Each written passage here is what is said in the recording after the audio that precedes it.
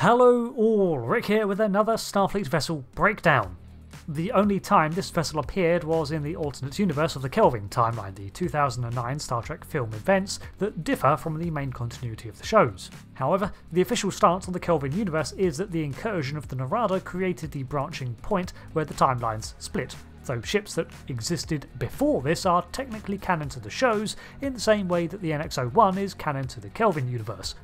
Despite this, we never see this ship again, probably because it was a whole separate interpretation of Star Trek and it didn't exist when Enterprise was airing.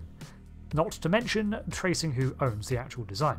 Nevertheless, it actually still fits into the continuity of the shows pretty nicely, even matching with the look better than the Kelvin overhauls of the other Federation starships. The origins of the vessel were from Sean Hargreaves from the Star Trek Beyond film, and it was known from the start to be an ancient Earthship, with the featured vessel being the USS Franklin NX-326, although originally it was slated to be named the Pioneer. This is all in a deliberate attempt to allow the Kelvin universe to tie into the larger Star Trek mythos, and as such, research was done to make it fit alongside the vessels of the Enterprise era. Technology and such would reflect that aesthetic more than the identifiable look of the Kelvin universe.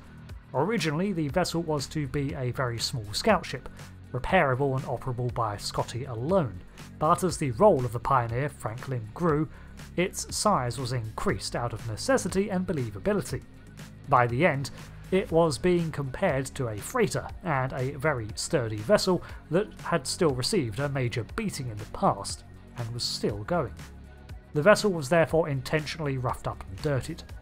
There is a good interview with Sean Hargreaves on the Trek Yards channel, which I'll link below, that covers its emergence, and it's an enlightening view.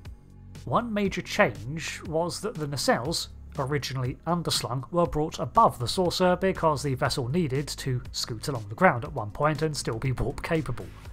In terms of the name, the Franklin was named after Frank Lin, father of producer Justin Lin, and the registry was 326, Leonard Nimoy's birthday. While behind the scenes the vessel was designed with cargo transport in mind, ultimately its role within Starfleet was left undefined. In universe, the Freedom class was designed in 2145-ish and constructed at Riverside shipyards in Iowa and the San Francisco fleet yards. It was recorded as the first Warp 4 vessel, which fits nicely between the NX Warp 5 prototype and the previous slower Warp 2 achieving Deltas and Daedalus class, for which Warp 3 was attainable. This means that it was developed post 2143, but was not a part of the Warp 5 program that was already underway at the time. The NX featured the Cochrane Archer engine, and while subsequent vessels were refitted with this warp core during the Romulan War, the Freedom class was not.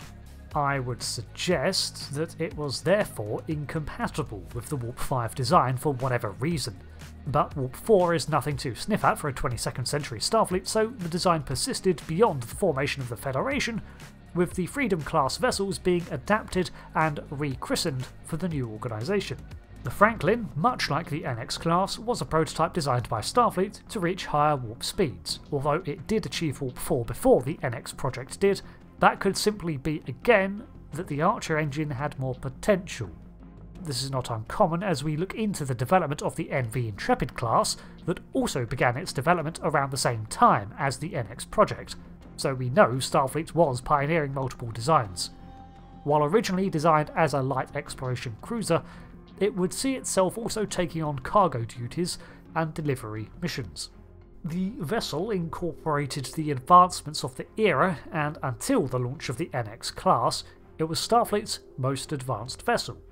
Like the ships of this era, it was ridiculously tough despite its lack of shielding, explaining why the vessel survived the crash landing on Altamid, the crash takeoff, the subsequent space battle, and then another crash through Yorktown Station.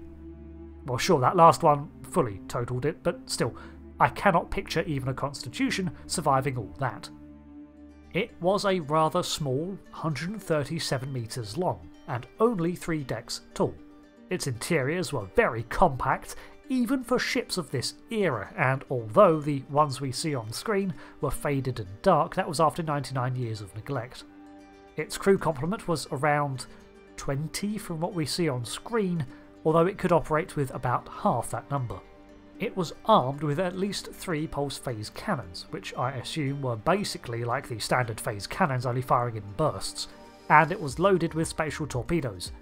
Alongside being physically durable, the Freedom class had polarised hull plating and was capable of atmospheric flight and landings, despite its on-screen record being 0-for-2 on landing safely. The transporter technology at this time also gets a mention in the shows, with the crew of the NX-01 expressing a mixture of marvel and dubiousness at that ship's transporter systems when they learned that they were rated for living organic matter. The Freedom class, a precursor to the NX, did not feature biological transporters. Instead, its systems were rated for inorganic cargo only. The required modifications could be made, however. The lack of organic transporters, however, means that space, already at a premium, was given over to auxiliary craft, and that it housed a shuttlepod and, more fun, several land vehicles such as the PX-70 motorcycle. I mean, that makes sense. You can't beam down, so you have to land the vessel or use a craft, then you may have further to travel to your destination, so add some wheels. The inclusion of the Franklin also tells us what happened to the MACOs, the military arm of the United Earth, that was a separate entity from Starfleet. That they were eventually dissolved with the formation of the Federation and absorbed into the new Federation Starfleet.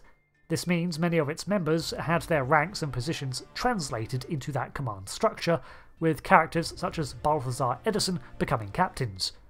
The USS Franklin itself vanished on a scouting mission to the Gagarin radiation belt in 2164, and it was assumed captured or destroyed by Romulans, although no evidence was found. This was because in reality the Franklin had been consumed by an unstable wormhole and deposited in the orbit of Altamid, the crash landing killing all but 3 of the crew. Its fate in the Kelvin universe is the subject of the Beyond film, but in the continuity of the shows, it's unaddressed.